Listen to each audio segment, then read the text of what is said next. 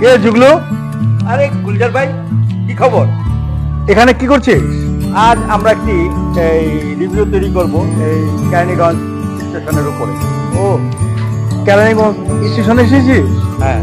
আর কি আসছে? জয়বালি আসার কথা, এখনো আসেনি, হয়তো এসে পড়বে। আলাপ করছি যে আমরা তো কেরানীগঞ্জে যে এত সুন্দর এত নান্দনিক একটা রেল স্টেশন তৈরি করেছে, এটা একটু আমাদের বাড়ির কাছাকাছি, এটা দেখার দরকার না, তাই জন্য চলে আসলাম। তাহলে একটু বসে রেল স্টেশনের যে সৌন্দর্যটা আমরা একটু বসে বসে দেখি, কি বল? দেখি কিন্তু আমরা তো এখানে এই স্টেশনটির উপরে আইকনিক স্টেশনটি আমরা আমাদের দর্শকদের দেখানোর জন্য আমরা আপনি কি বলেন? আসলে স্টেশনটা তো দেখার মতো, স্টেশনটা এত সুন্দরভাবে তৈরি করেছে। আসলে যে বিকালে মানুষ, আমরাই তো দেখতে পাচ্ছি যে অনেক মানুষ এখানে অলরেডি চলে এসেছে। আর এটা আমরা প্রচার করার জন্য সুন্দর একটি ভিডিও আমরা দর্শকদেরকে উপহার দেব। এবারে কি বলেন?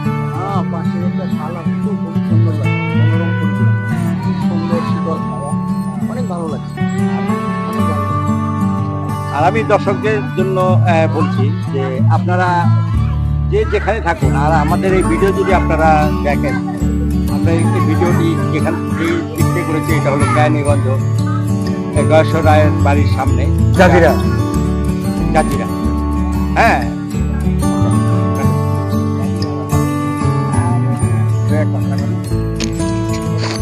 মাঝখানে লাগবে। আর মাসখানিক পর মানে জনগণের জন্য উন্মুক্ত করে দেওয়া হবে। আপনাদের কাজ করে কেমন লাগছে? খুব ভালো। আপনার মাননীয় প্রধানমন্ত্রী জননেত্রী শেখ হাসিনা বাংলাদেশে কেরানীগঞ্জের এরকম একটা এত সুন্দর রেলওয়ে উপহার দিছে, এটার জন্য আমরা তাদের কাছে কৃতজ্ঞতা জানাই।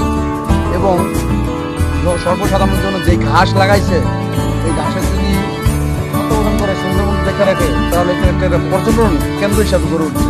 ধন্যবাদ, খুবই সুন্দর। আপনারা এই ভিডিওর মাধ্যমে আশা করব যে দর্শকরাও সাদরে গ্রহণ করবেন আমার এই ভিডিওটিকে। যদি আমাদের এই ভিডিও আপনাদের ভালো লেগে থাকে, তাহলে অবশ্যই লাইক, শেয়ার এবং কমেন্টস করুন। আর আপনারা যদি এই কেরানীগঞ্জ রেল স্টেশনে আসেন, যে কোনো জায়গার থেকে বললেই চলবে, ঠিকানাটা বলে দেন। ঠিকানা আছে স্টান বাজার এসে বললেই চলবে যে আমরা কেরানীগঞ্জ রেল স্টেশন যাব। ধন্যবাদ আপনাদের সবাইকে।